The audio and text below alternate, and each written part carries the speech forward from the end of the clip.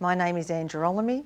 I've been a teacher librarian for over 20 years now, and I'm the Head of Information Services at Mercy College in Coburg. We have around 600 students that come from 48 different cultural backgrounds, so that means we have a lot of students from a non-English speaking background.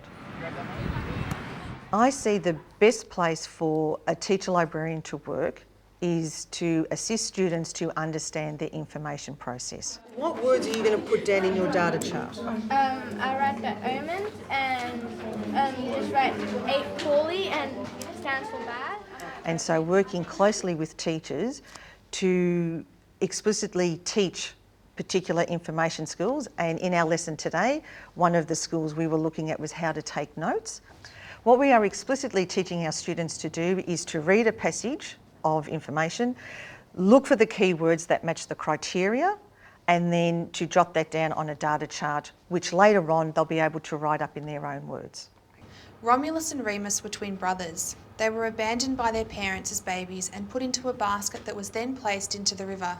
Hands up, is there anyone who can see some words in there that we could use? Who are Romulus and Remus?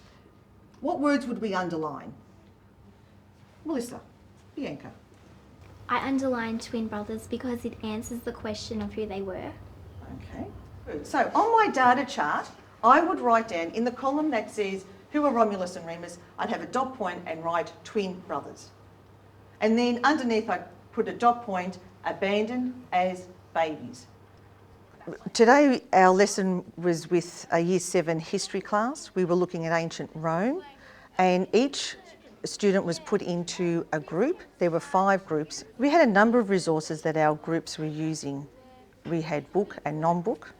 In terms of non-book, we were focusing on a certain number of websites that we found were authentic to the work that the girls were doing, which included the use of an iPad app. There were a number of books involved, and we were trying to make sure that our girls had exposure to books and non-book resources. Our school has a subscription to an online encyclopedia, and we were wanting our students to use the online encyclopedia first as a way of getting some background knowledge so that it would set the scene for the type of information that they needed to find.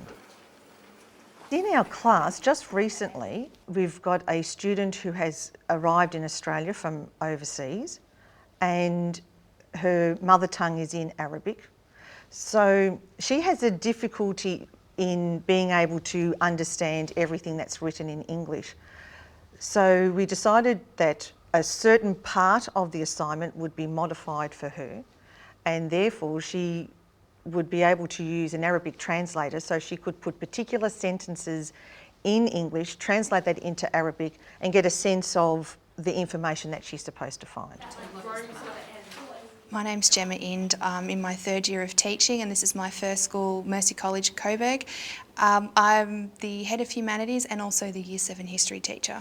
Okay, how did you think that class went? I think it went much better now that they know what they're actually looking for when they look for information, and know what to underline and know that it's not just going to be there, they have to actually look for it. So, yeah, much better. Good.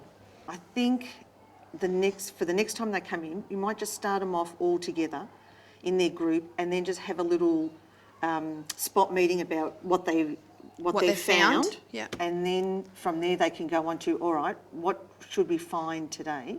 And then we can go around to each group and just check with them. Yep. For me as a teacher librarian, I will know that I've made a difference by looking at the data charts that the students complete at the end of their work, by discussing with their subject teachers how their understanding of the end product or the assessed piece of work, and in future, when the students come to research, that they will lean easily to taking notes instead of copying a slab out of a book or off the internet. At the beginning of the Year 7 year, I survey all Year 7 students on their understanding of the information process.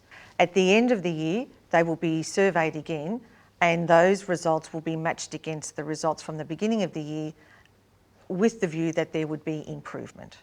With working with Anne, it's been really good because she's been able to bring the information process side into it. I've been able to bring the history content side into it, and we've been able to work together to create a project where the students are able to gather information, learn how to collect information, and also apply that when they're learning about history. And we've been able to work around with the groups between the two of us to help each student work on their assignment individually.